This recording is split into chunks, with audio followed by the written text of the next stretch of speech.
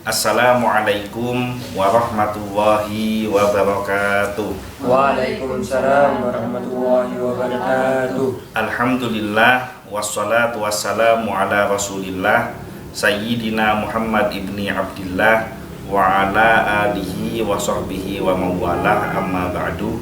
Alhamdulillah, pada sore hari ini kita kembali melanjutkan kajian kitab Bulughul Maram. Pada sore hari ini kita memasuki kitab yang baru, yaitu Kitabus Sholat, kitab tentang sholat. Bab yang pertama, Babul Mawaqiti, yaitu bab tentang waktu-waktu sholat. Sebelum masuk di dalam hadisnya, saya ingin menyampaikan makna harfiah sholat, bahwa as-sholatu itu sama dengan ad-du'a'u. Sholat itu secara bahasa adalah doa. Jadi artinya seseorang yang mengerjakan sholat sama dengan pada hakikatnya dia berdoa atau meminta kepada Allah. Dan sebagai seorang mukmin sudah sewajibnya dan sepatutnya kita harus senantiasa memanjatkan doa kepada Allah. Nah, di dalam sholat ini doa yang paling lengkap, yang sesuai dengan kebutuhan hajat manusia, itu tidak ada satupun kelengkapannya yang mengalahkan kelengkapan doa di dalam sholat, di mana setiap bacaan-bacaannya itu mengandung makna yang sangat luar biasa, yang kalau kita sholat, kita fahami makna setiap bacaan tersebut, kemudian kita aplikasikan di dalam kehidupan kita sehari-hari, maka tidak akan ada satu masalah besar pun yang mampu mengganggu kehidupan kita barokah dari bacaan sholat. Tidak usah jauh-jauh panjang-panjang dibahas dari awal sampai akhir. Hanya bab rukun pertama di dalam sholat, yaitu apa? Rukun pertama sholat itu apa? Takbiratul Ihram, di mana lafaz mengucapkan takbiratul ihram, di dalam hati membaca, mengikrarkan niat. Nah, lafaznya takbiratul ihram itu apa? Allahu Akbar. Allahu Akbar. Kabirah itu doa iftitah. Allah Maha Besar. Maka kalau kita menghayati kalimat Allahu Akbar itu, sebesar apapun masalah yang kita hadapi, ketika kita sholat, maka semua masalah itu menjadi kecil karena ada Allah yang Maha Besar. Itu gampangnya seperti itu. Itu kalau diteruskan itu Al-Fatihah isinya doa. Doa iftitah sendiri isinya doa. I'tidal Rabbana lakal hamdu itu juga doa. Duduk di antara dua sujud Rabbighfirli warhamni itu juga isinya doa. Maka sholat saja doanya sudah sangat sempurna, apalagi kalau setelah sholat ada penambahan zikir, ada penambahan doa-doa tambahan. Nah, maka sudah pasti orang yang menjaga sholatnya, masalah pasti datang, ujian pasti datang. Orang hidup sholat tidak sholat pasti dapat masalah, sholat tidak sholat pasti dapat ujian. Perbedaannya adalah yang sholat mendapatkan petunjuk dari Allah, yang tidak sholat tidak mendapatkan petunjuk. Contohlah, di antara teman-teman yang mungkin dulu tidak sholat, punya utang, sekarang sudah sholat, otanga takun bede, ya kan? Nah, tapi bedanya apa? Sisi ketenangan batinnya sudah tidak sama, ya kan? Kenapa? Karena waktu yang kemarin hutang itu tidak ada perlindungan dan bimbingan dari Allah. Hatinya ini gelisah, tidak tentu arah. Tapi ketika sudah sholat, ada sentuhan-sentuhan ketenangan dari Allah. Nah, kalau hatinya sudah tenang, maka pelan-pelan masalahnya akan selesai. Maka jangan pernah meninggalkan sholat dalam kondisi apapun, kecuali kalau kamu mati. Sakit tidak boleh meninggalkan sholat. Sakit tetap wajib sholat, ya haid, tidak selain haid, kecuali mati. Satu mati, dua pingsan, ya kan? Pingsan boleh tidak sholat, tapi nanti di qadha. Yang ketiga, ini tidak di qadha, tidak apa-apa, gila.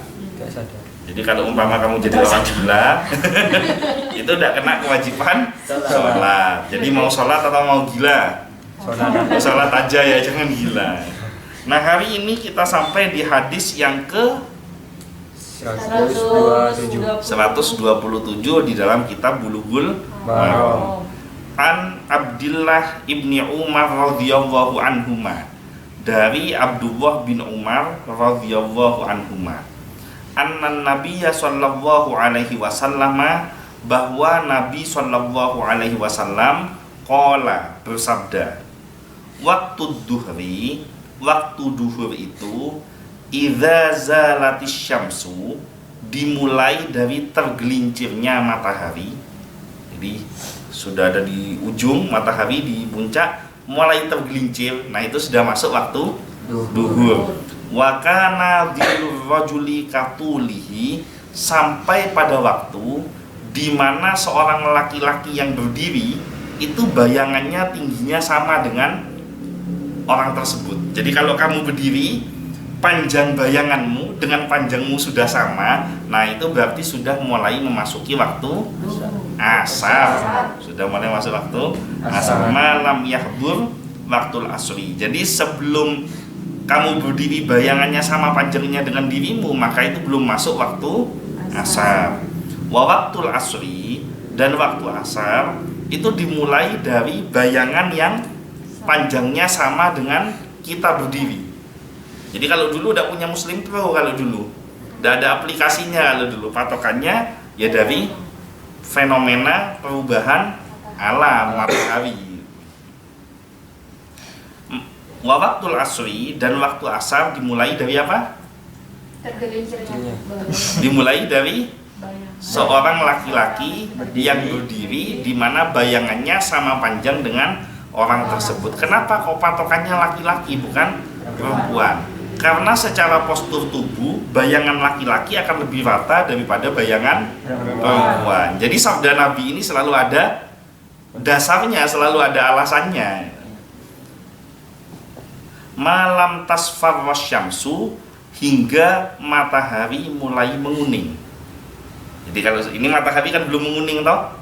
Ya kan? Berarti waktu asar masih ada. Kalau matahari sudah mulai menguning, berarti asar sudah berlalu, ya. Bukan tidak ada, ada, besok ada lagi. Cuma yang sekarang berlalu. Wa waktu sholatil maghribi, dan waktu sholat maghrib itu dimulai dari matahari yang sudah mulai menguning, senja itu sudah mulai tenggelam. Malam yaghibis syafaq, sampai hilangnya syafaq itu ini. Matahari itu setelah menguning, terus kan mau tenggelam kan merah dulu, ya kan? Nah, sampai merahnya hilang itu berarti maghribnya sudah habis. Paham ya? Jadi matahari mulai menguning itu masuk waktu maghrib, sampai syafaq, sampai merahnya hilang, maka dia sudah masuk waktu isya. Jelas ya? Wa waktu sholatil isya'i, dan waktu sholat isya dimulai dari syafaqnya hilang, yaitu yang memerah itu sudah mulai hilang. Ila nisfil lailil ausati, sampai pertengahan malam. Nah nanti ikhtilafnya akan kita bahas di syarah. Pertengahan malam itu batasnya sampai mana? Nah kalau misalkan bangun jam 3 ini jam 3 malam itu masih boleh sholat isya atau tidak? Kan gitu. Nah itu nanti kita bahas syarahnya. Wa waktu sholatis subhi, dan waktu sholat subuh, min tulu'il fajri, dari terbitnya fajar, malam tatlu'is syamsu, sebelum terbitnya matahari. Jadi fajarnya sudah terbit, itu hanya bisa dilihat dengan alat kalau itu. Kalau pakai mata telanjang nggak bisa. Fajarnya sudah mulai terbit, tapi mataharinya belum keluar. Jadi masih petang. Kalau sudah mulai kelihatan cahaya, berarti subuhnya sudah tidak ada. Matahari terbit itu menandakan waktu subuh sudah berakhir. Rawahu Muslim, diriwayatkan oleh Imam Muslim. Walahu, dan dari hadis Imam Muslim juga, min hadisin Buraidah, dari hadis Buraidah. Buraidah ini namanya orang. Fil asri, di dalam waktu asar, wasyamsu baydha'u naqiyatun, matahari warnanya mulai kelihatan putih bersih. Jadi masuknya waktu asar, matahari sudah mulai kelihatan putih bersih. Sinar mataharinya itu putih bersih. Kan sinar matahari itu kan panas, silau, berkilap ya kan. Nah ketika asar dia sudah mulai putih bersih, dilihat mata itu tidak silau ketika waktu zuhur. Wa min hadisi Abi Musa, dan dari hadis Abu Musa, wasyamsu murtafi'atun, dan matahari letak posisinya masih tinggi. Jadi asar itu letak mataharinya masih tinggi. Penandanya adalah bayangan orang laki-laki, tapi mataharinya masih tinggi. Kalau sudah mataharinya mulai turun berarti dia sudah melewati waktu asar, udah cukup panjang. Kalau sudah keluar matahari yang menguning itu tadi berarti sudah masuk waktu maghrib. Paham ya penjelasannya ya? Jadi dasar-dasarnya ilmu untuk menentukan waktu-waktu sholat, yang mana setiap hari teman-teman karyawan mendapatkan update waktu sholat, duhur jam sekian, asar jam sekian, maghrib jam sekian, itu kan menggunakan teknologi. Nah teknologi itu menggunakan ada dasar ilmunya. Saya tidak paham apakah itu ilmu astronomi atau bagaimana, saya nggak ngerti. Nah kalau tidak salah ini ya, kalau di apa namanya, kalau mau bulan puasa yang ngelihat bulan itu apa namanya itu hilal nama bulannya, anunya Teleskop. Bu, itu alatnya ini loh, apa BMKG apa itu BMKG. badan klimatologi. enggak ya itulah pokoknya kurang lebih itulah. Nah itu ada disiplin ilmunya kan.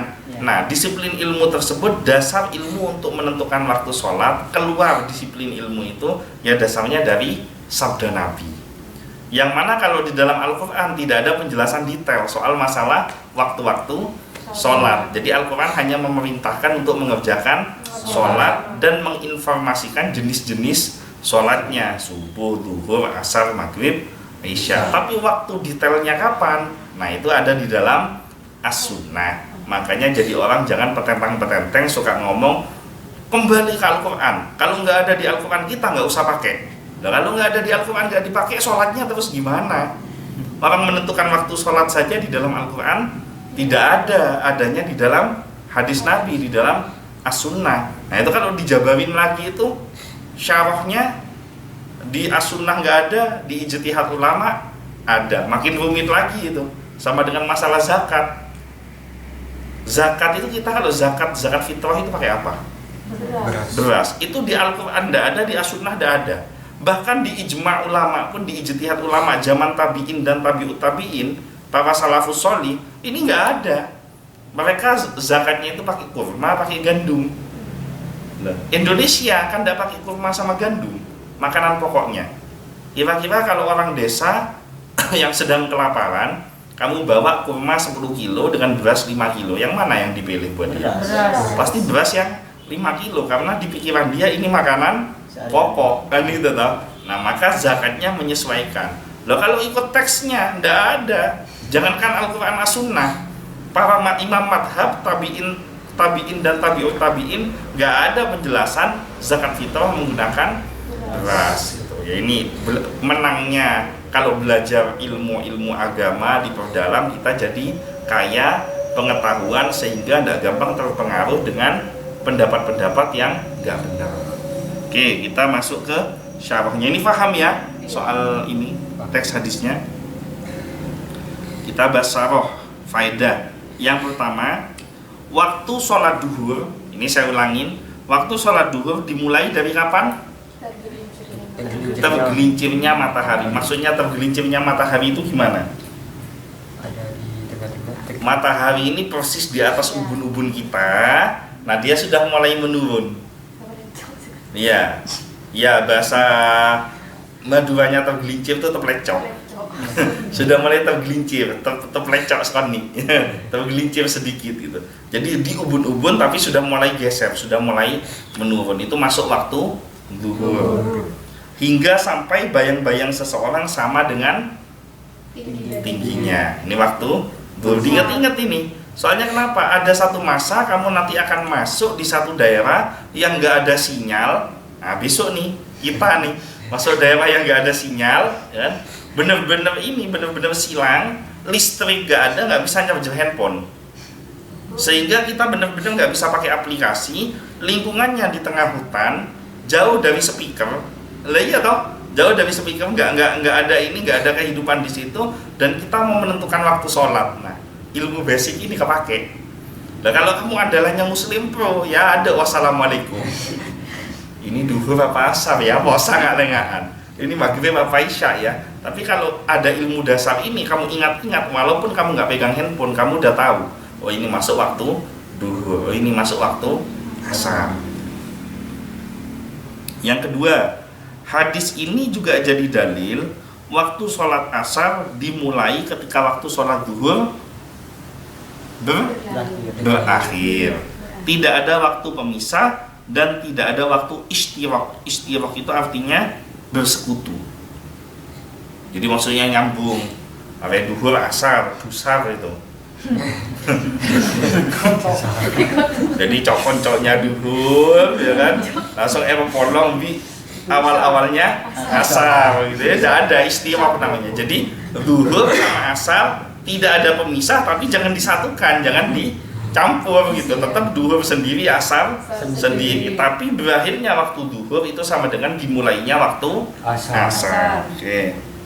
Yang ketiga, waktu sholat asar ikhtiarinya atau pilihannya masih berlaku selama matahari masih putih cerah. Mataharinya masih putih cerah sekarang. Matamu silau nggak kalau ngelihat matahari sekarang? Enggak ya.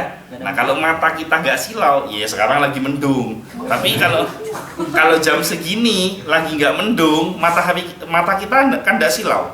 Kalau jam segini kan nggak silau kan, maka itu masih waktu asar. Ketika matahari menguning, jadi mataharinya sudah mulai keluar sinar kuning, maka berakhir waktu untuk sholat asar. Nah setelah itu berlaku waktu sholat asar darurat. Maksudnya waktu sholat asar darurat gimana? Jadi kalau dari duhur sama asar itu tidak ada pemisahnya. Berakhirnya waktu duhur, dimulainya waktu asar. Tapi kalau asar maghrib itu ada waktu ada waktu pemisahnya. Istilahnya itu tadi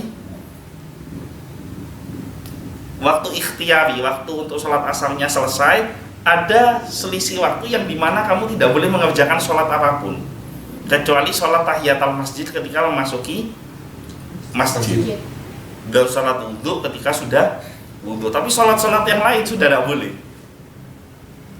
kecuali darurat. Misalkan darurat itu gimana? Tertidur mulai dari duhur, kebangun 5 menit sebelum maghrib. Nah itu namanya asar darurat, boleh kalau kayak gitu. Atau mungkin dalam kondisi di kendaraan, nah nggak bisa turun dari kendaraan karena kendaraan umum. Kalau dihitung-hitung sebelum maghrib sudah bisa keluar dari kendaraan, ternyata begitu turun dari kendaraan 5 menit atau 10 menit sebelum maghrib, boleh sholat asar. Belum isya, masih asar ini. Nah berarti kalau ada pemisah, nggak boleh asar itu polong di maghrib. Sarib namanya kalau itu. Tadi kan dusar, ini sarib, asar maghrib. Nggak boleh dipolong, nggak boleh dikumpulkan, harus ada jeda waktunya itu. Nah sunnahnya baca zikir-zikir petang. Zikir petang itu dibaca sebelum masuk waktu maghrib. Kalau posang zikir petang itu apa? Ambil yang paling gampang sudah. Wiritan yang paling kamu suka apa? Lebur maca sholawat, pebanyak maca sholawat. Walaupun jaga toko, sudah mulai kelihatan matahari menguning, itu sudah selesai loh waktu ini, waktu asar gitu. Nah mulai dah subhanallah, subhanallah, subhanallah, tidak apa-apa. Astaghfirullah, astaghfirullah, tidak apa-apa. Dan harus hafal doa-doa yang amsaina dan lain sebagainya, itu dah harus itu. Yang amsaina, kelanjutannya apa? Amsito, tetangga.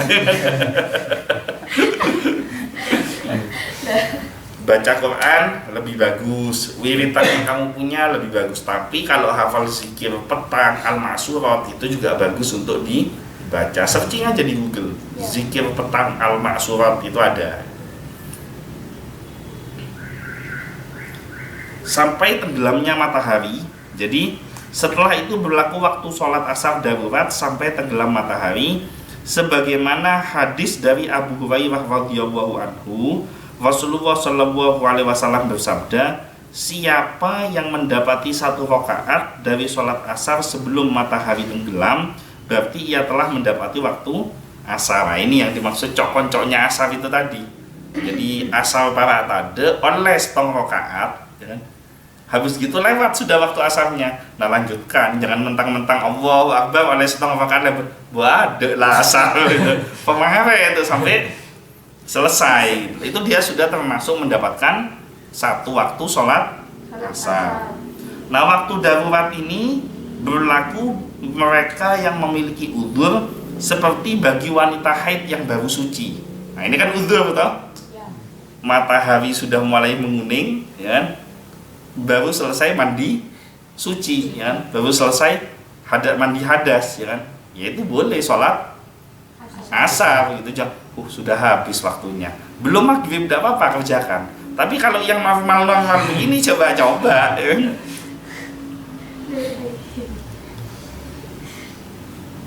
Orang kafir yang baru masuk Islam, jadi Islamnya itu asar, ya kan, menjelang mau maghrib. Kenapa mau coba?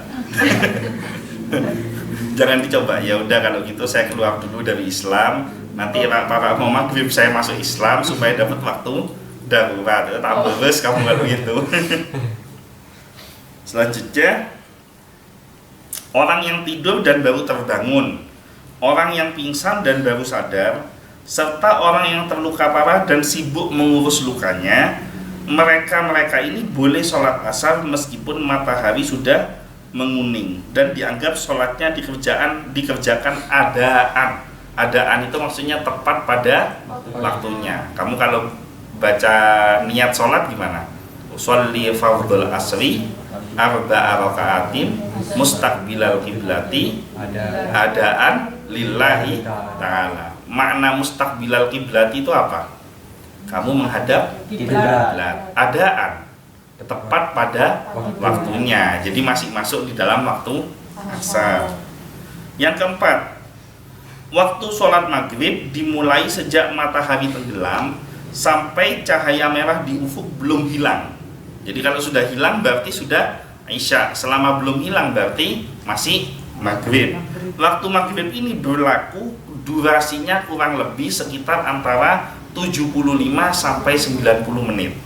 Jadi jangan suka ngentengkan maghrib. Malah kalau bisa maghrib itu diisi dengan banyak kegiatan-kegiatan yang sifatnya ibadah. Baca Quran, baca sholawat sambil kamu nunggu pelanggan di bawah. Kan kadang sepi, kadang ramai. Kalau lagi sepi, cicilan hafalan.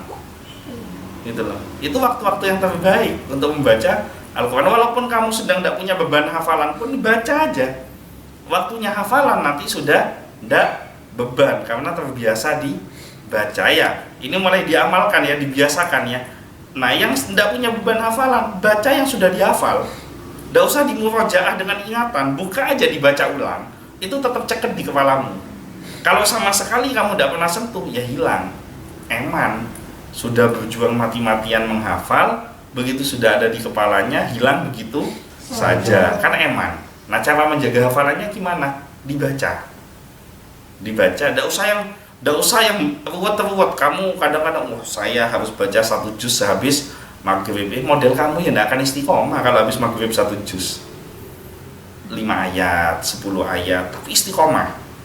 Itu jauh lebih bagus. Ya kecuali kalau kamu memang senang baca Quran, habis maghrib 1 juz, alhamdulillah. Tapi kalau model apalagi modelnya Luqman 1 juz, 5 ayat, yang penting istiqomah. 3 ayat nggak apa-apa, yang penting istiqomah. 3 ayat sampai hafalan habis, ulangin dari awal. Hafalan habis, ulangin dari awal. Itu menjaga hafalanmu dengan begitu.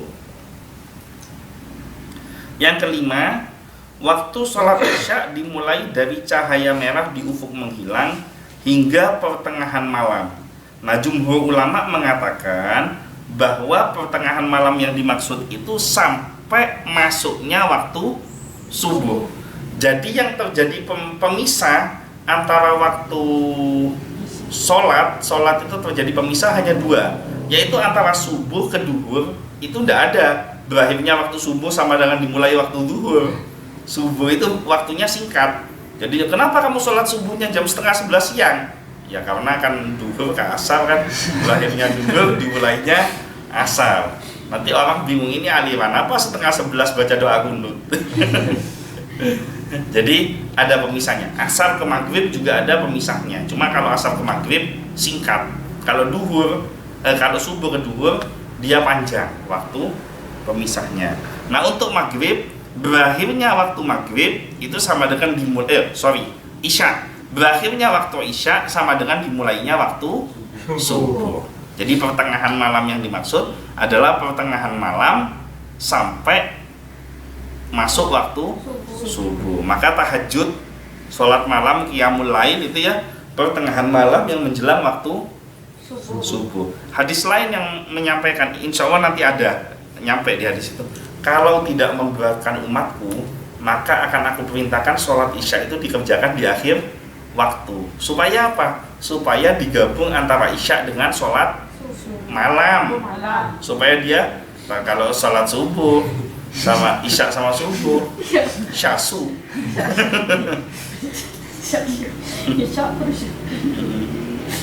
Atau ibu. Waktu sholat subuh yang keenam ini ya.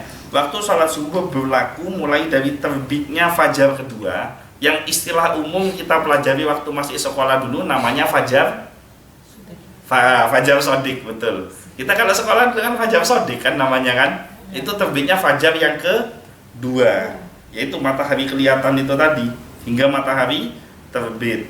Waktu sholat subuh ini tidak bersambung dengan sholat sebelum atau sholat sesudahnya. Jadi isya dengan subuh, saya ralat, bukan berakhirnya isya masuknya waktu subuh, tidak. Kan ada waktu imsak di situ. Waktu imsak di situ waktu pemisah dari isya ke subuh. Jadi imsak itu sudah selesai sholat isyanya. Bahkan kalau bisa imsak itu sudah selesai sholat sunnahnya. Karena Rasulullah itu tidurnya salah satunya adalah setelah sholat malam menjelang waktu subuh. Karena ada waktu pemisah di situ. Yang sunnah ini yang paling repot diikuti. Coba aja Zuhdi bangun tahajud kalau 2 malam, kan kurang setengah jam subuh tidur. Ya itu insya Allah doa kunut setengah 11 itu. Nah penyebutan di dalam Al-Quran gimana? Soal masalah waktu-waktu sholat ada di dalam surat Al-Isra ayat 78. Bunyinya begini: Aqimis sholata liduluki syamsi ila ghasaqil laili wa qur'anil fajri inna qur'anal fajri kana mashhuda. Aqimis sholata liduluki syamsi, dirikanlah sholat dari sesudah matahari tergelincir, ila ghasaqil laili, sampai gelap malam, wa qur'anal fajri, dan dirikanlah pula sholat subuh. Inna qur'anal fajri kana mashhuda, sesungguhnya sholat subuh itu disaksikan oleh malaikat. Nah kesimpulannya ada 3 waktu sholat di dalam surat Al-Isra ayat 78. Waktu yang pertama yang disebutkan adalah waktu duluk. Duluk itu sama dengan zawal, yaitu teplecok. Ya kan, tergelincir atau tepelecok ya. Yang dimaksudkan adalah waktu setelah matahari tergelincir mengarah ke arah barat atau arah matahari tenggelam. Kalau di Indonesia kan matahari tenggelamnya di barat.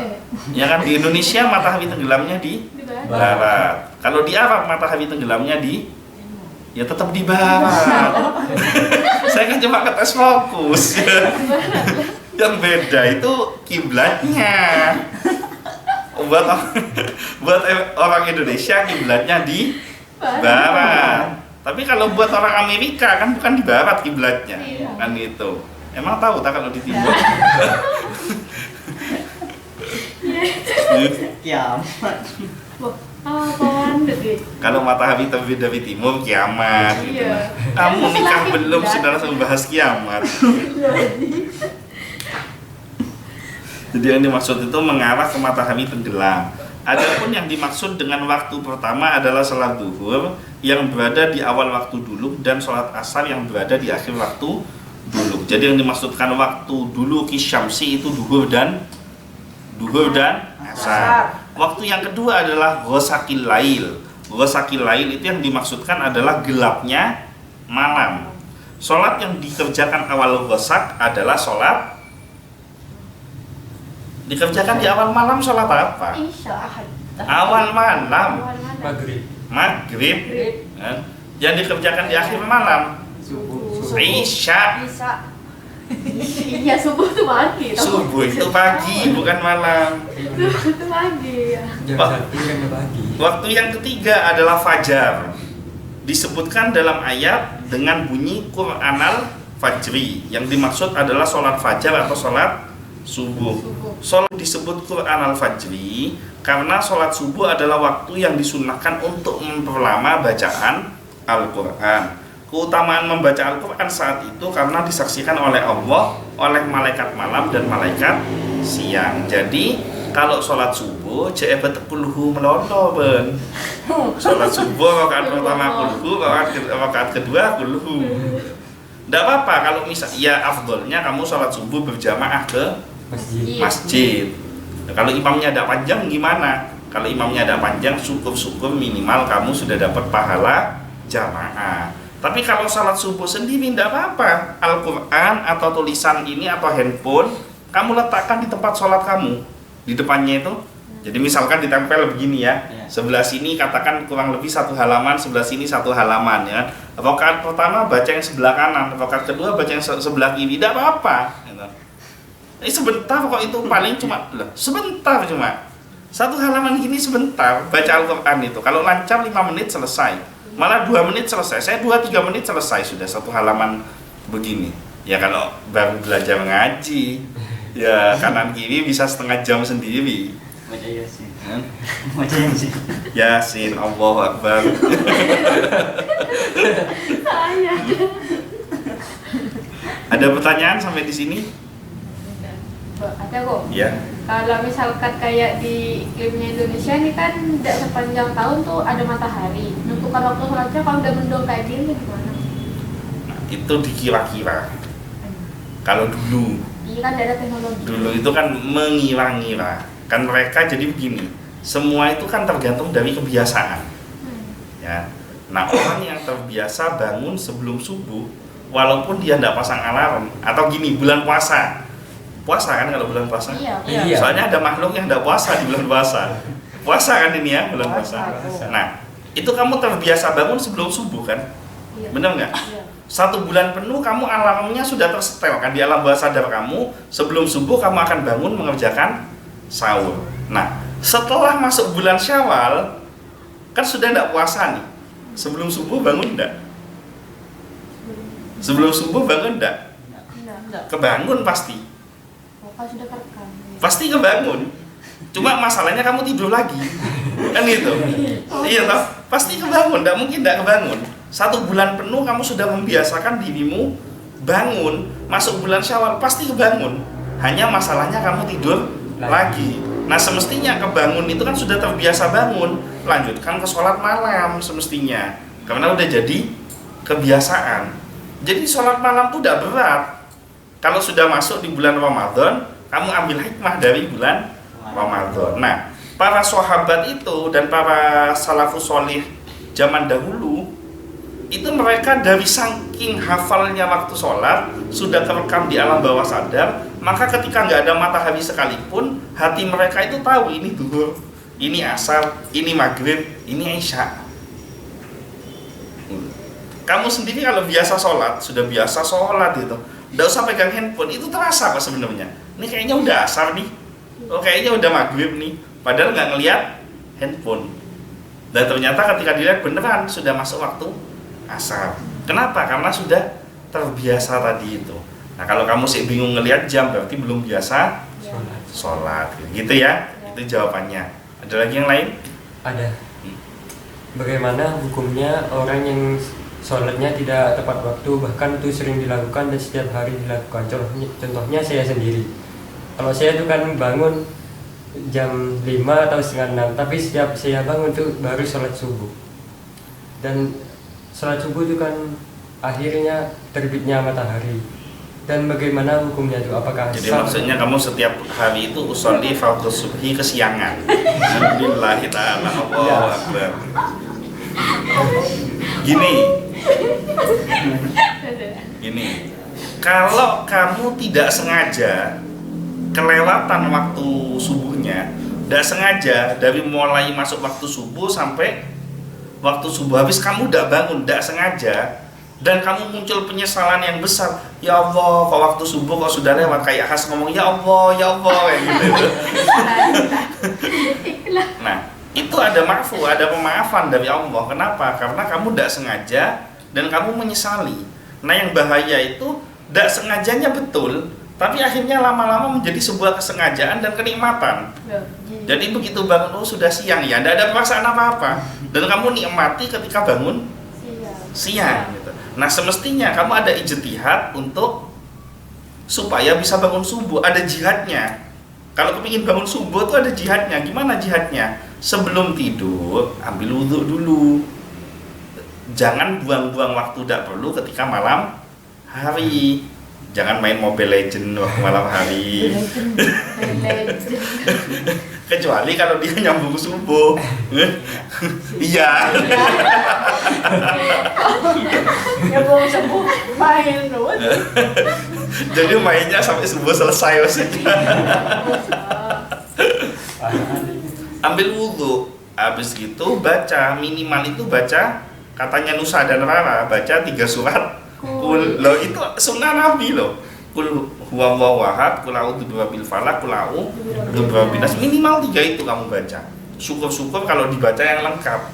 Karena yang lengkap kan Al-Ikhlas 3 kali, Al-Falaq An-Nas 1 kali, Al-Fatihah 1 kali, Al-Baqarah ayat 1 sampai 5, Alif Lam Mim sampai ulaika humul muflihun 1 kali. Habis gitu wa ilahukum ilahu wahid, la ilaha illahu ar-rahmanur rahim 1 kali. Ayat kursi 1 kali, 3 ayat terakhir lillahi ma fis samawati wa ma fil ardh sampai wa'fu anna waghfir lana warhamna anta maulana fansurna 'alal qaumil kafirin. Tiupkan ke tangan, ditiup. Habis gitu usapkan ke seluruh badan, kamu tidur. Nah, ketika tidur itu dalam hati kamu doa, ya Allah, kasih pertolongan kepada saya supaya saya kuat sholat malam. Kalau makomnya sudah sampai ke sholat malam, kalau makomnya belum dapat, sering sobu kesiangan lah sholat tahajud. Ya Allah, kasih saya pertolongan supaya saya bisa bangun subuh. Nah, itu nanti kalau sudah masuk waktu subuh, pasti kamu akan kebangun. Nah, kalau sudah kebangun, jangan lama-lama di kasur. Begitu mata melek, langsung paksa kamu ke kamar mandi. Jangan melek. Belum lewat subuh, sampai ada. Ya, jadi seperti itu. Begitu melek langsung paksa. Kamu sekali melek tidur lagi itu sudah bukan kelewatan subuh namanya, tapi meninggalkan subuh. Beda loh ya. Kalau kelewatan itu udah bangun sama sekali. Itu namanya terlewat gitu lah. Tapi kalau kamu terbangun tidur lagi itu sengaja kamu meninggalkan sholat. Jelas ya? Ada lagi yang lain? Hukum main Mobile Legend enggak? Ya. Mudah-mudahan semuanya panjang umur, semuanya sehat, semuanya selamat, semuanya mendapatkan barokah, rezeki yang barokah dan melimpah. Amin. Mendapatkan syafaat dari Nabi Muhammad SAW. Al-Fatihah.